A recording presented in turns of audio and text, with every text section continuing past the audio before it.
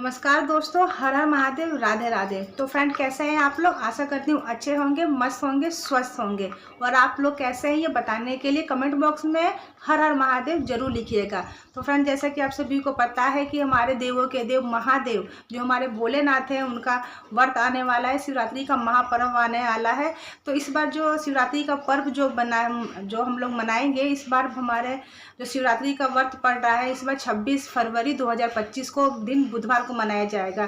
जैसे कि आप सभी को पता है कि प्रत्येक वर्ष जो महाशिवरात्रि का जो हम लोग पर्व मनाते हैं, वो फागुन माह के किस पक्ष के चतुर्थी के दिन मनाया जाता है। और इस बार चतुर्थी जो पड़ी है, इस बार 26 तारीख को फरवरी में पड़ी है, और इस दिन हम लोग महाशिवरात्रि का पर्व मनाएंगे।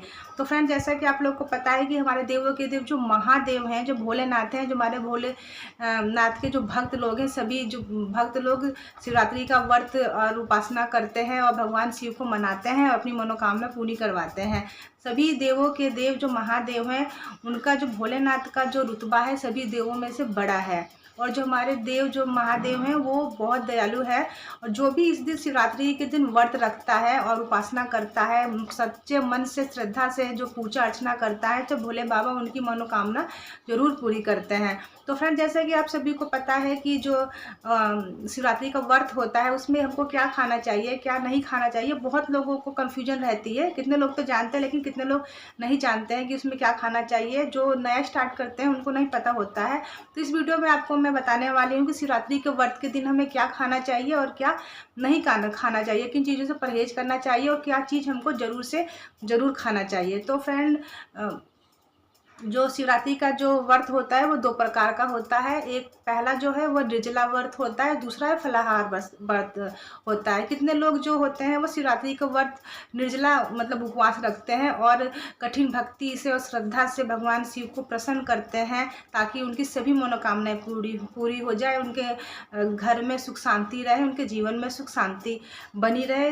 तो इसीलिए वो निर्जला व्रत रखते हैं। और जो दूसरा जो प्रकार का होता है वो होता है फलाहार। कितने लोग जो व्रत रखते हैं उसमें वो लोग फल वगैरह खा लेते हैं, तो उससे हम फलाहार व्रत बोला जाता है। तो फ्रेंड, चलिए बात करते हैं कि सबसे पहले हमको शिवरात्रि के दिन क्या नहीं खाना चाहिए और किस चीज़ से हमें परहेज करना चाहिए। फ्रेंड, सबसे ज़रूरी बात है कि शिवरात्रि का जो दिन होता है बहुत ही पावन शुभ दिन होता है। देवों के देव जो महादेव है, उनका ये दिन होता है। सभी जो शिव भक्त होते हैं उस दिन पूजा अर्चना करते हैं और भगवान शिव को प्रसन्न करते हैं अपनी भक्ति और उपासना के जरिए, ताकि उनकी मनोकामना पूरी हो जाए। तो उस दिन फ्रेंड, हमको उठ के सबसे पहले तो स्नान ध्यान करना चाहिए और साफ़ सुथरे वस्त्र पहनना चाहिए। पूरे घर की साफ़ सफाई मतलब करनी चाहिए। जहाँ पे हमारा पूजा मंदिर है, सब साफ़ सुथरा कर लेना चाहिए। एक दिन पहले ही हमको ये सब काम कर लेना चाहिए, क्योंकि अगर मान लीजिए उस दिन हमारा व्रत है तो हम ज़्यादा हार्ड वर्क करेंगे तो हमको प्यास वगैरह भी लग जाती है। इसीलिए ये सब काम एक दिन पहले ही, घर की साफ़ सफाई, पूजा मंदिर की साफ़ सफाई हमको पहले ही कर लेना चाहिए। और अपने घर में हमको जो शिवरात्रि का व्रत होता है, जिस दिन हम उपवास रखेंगे, उस दिन फ्रेंड मांस मछली का उपयोग बिल्कुल भी नहीं करना चाहिए। उस दिन हमको मांस मछली अंडा इस वगैरह से अपने घर में बिल्कुल भी 2 दिन पहले ही नहीं बनाना चाहिए और अपने घर की साफ़ सफाई कर लेनी चाहिए। अगर मान लीजिए पहले दिन हम कुछ दिन पहले खाए हुए हैं, अगर मान लीजिए मांस मछली, तो अपने घर की पूरी तरीके से साफ़ सुथरा कर लीजिए, पूजा मंदिर साफ़ सुथरा कर लीजिए, स्नान ध्यान कर लीजिए। और जिस दिन हमको व्रत रखना है उस दिन इन सब चीज़ों से हमें बिल्कुल भी बिल्कुल घर में नहीं लानी है, परहेज करना है।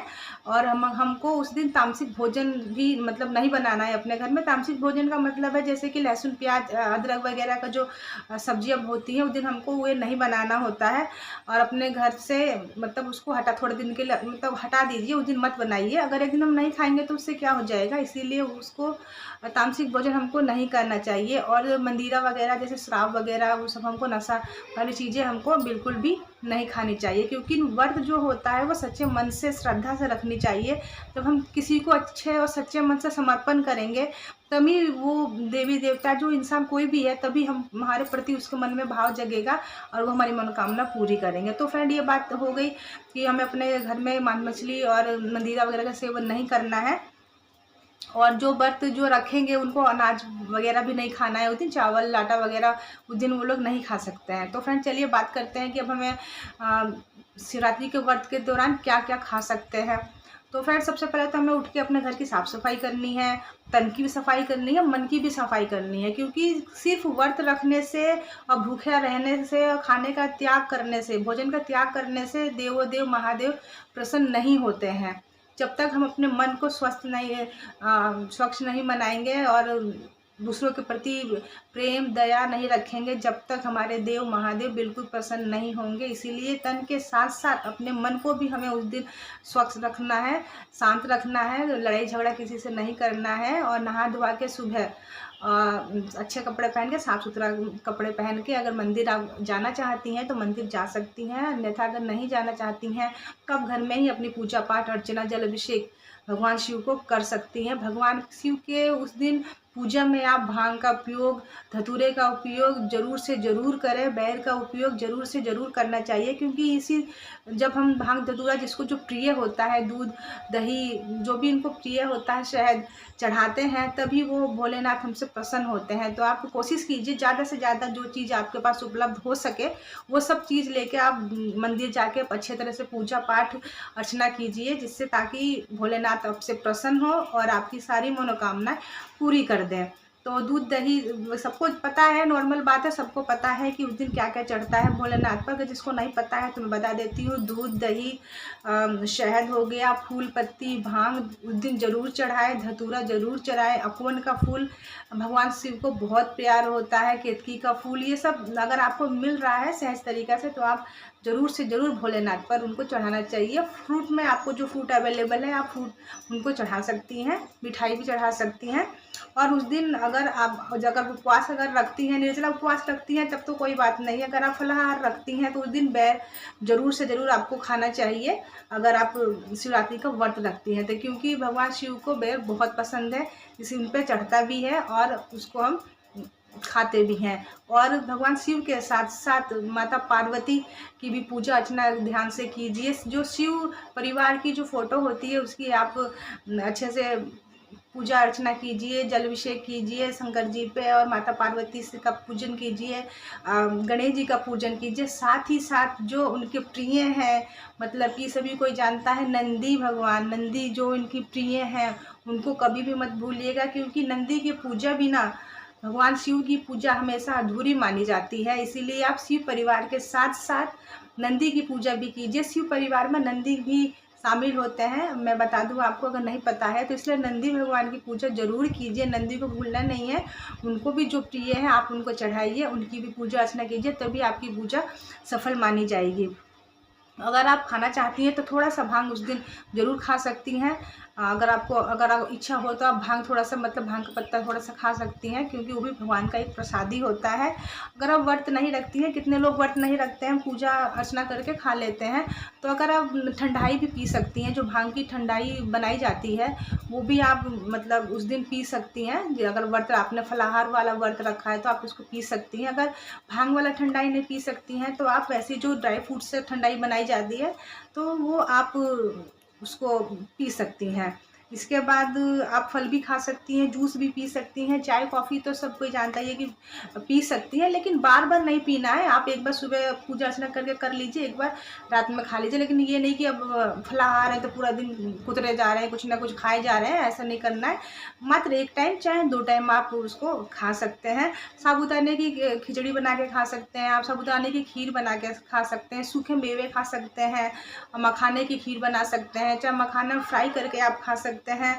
और कुट्टू के आटे का आप पकौड़ी बना सकते हैं, अगर आपको बनाना है तो कुट्टू के आटे की पकौड़ी बना सकते हैं, उसकी रोटियां भी खा सकते हैं। लेकिन इसमें जो नमक यूज़ करते हैं फ्रेंड, तो वो हमें सेंधा नमक यूज़ करना है, नॉर्मल मतलब यूज नहीं करना होता है। साबूदाने की खीर बेस्ट रहती है, चाहे मखाने की खीर भी आप बना के मीठे में खा सकते हैं, ये आप। लेकिन मेरे ख्याल से अगर आप फलाहार रहती हैं तो ये सब खाने की उतनी ज़रूरत नहीं है, खाली आप जूस भी पी लेंगी, चाहे फल भी कुछ खा लेती हैं, तो आप पूरे दिन एनर्जी आपके शरीर में रहती है, आप एक दिन का ऐसे उपवास कर सकती हैं। तो फ्रेंड ये तमाम चीज़ें थी जो कि आप शिवरात्रि के व्रत के दिन खा सकती हैं।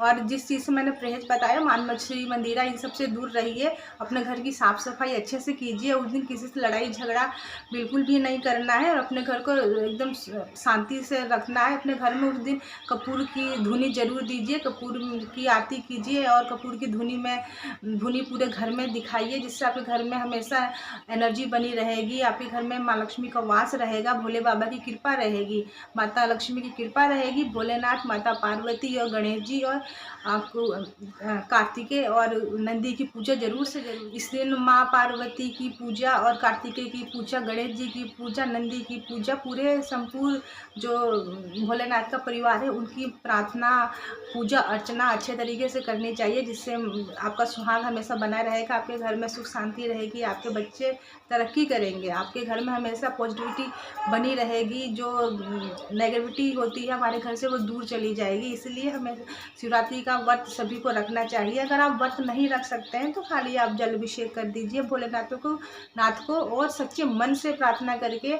उनसे बोलिए, भोलेनाथ मैं उपवास नहीं रख सकती हूँ, मुझे किसी प्रकार की दिक्कत है या मुझे दवाई खानी है, तो आप उनसे क्षमा मांग लीजिए। और क्षमा मांगने के बाद अब उनको पूजा अर्चना करने के बाद अब अपना भोजन ग्रहण कर सकती हैं। भोजन में भी आपको उस दिन शुद्ध शाकाहारी भोजन खाना है और घर में वही बनाना है। मांसाहारी भोजन बिल्कुल भी नहीं बनाना है उस दिन। घर में घर की साफ़ सफाई अच्छे से कीजिए, मन की सफाई भी कीजिए, तन की सफाई के साथ साथ मन की सफाई कीजिए, क्योंकि जब मन साफ रहेगा तन अपने से ही साफ रहता है। क्योंकि मन की अच्छाई ही अच्छाई होती है। मन का ये जो पूरे विचारों का त्याग किया जाता है, भोजन का त्याग करने से कुछ नहीं होता है। मन का जो बुरे विचार है, अहंकार है, पाप है, उसको त्याग कीजिए, तभी भगवान भोले आप पर प्रसन्न रहेंगे और आपके पूरे घर में सुख शांति बरकत बनी रहेगी। तो फ्रेंड, आपको मेरी वीडियो अगर अच्छी लगी हो तो वीडियो को ज़्यादा से ज़्यादा शेयर करें। चैनल पर अगर नए हैं तो चैनल को बिना सब्सक्राइब किए बिना बिल्कुल नहीं जाना है। अगर वीडियो अच्छी लगी तो शेयर उसे जरूर कीजिएगा और एक प्यारा सा लाइक और एक प्यारा सा कमेंट में हर हर महादेव जरूर लिख दीजिएगा, क्योंकि आपके एक लाइक और एक कमेंट से हमें बहुत ज़्यादा मोटिवेशन मिलता है अच्छी वीडियो बनाने के लिए। चलिए फिर मिलेंगे किसी अच्छी सी वीडियो के साथ। जब तक के लिए हर हर महादेव, राधे राधे, हैप्पी शिवरात्रि।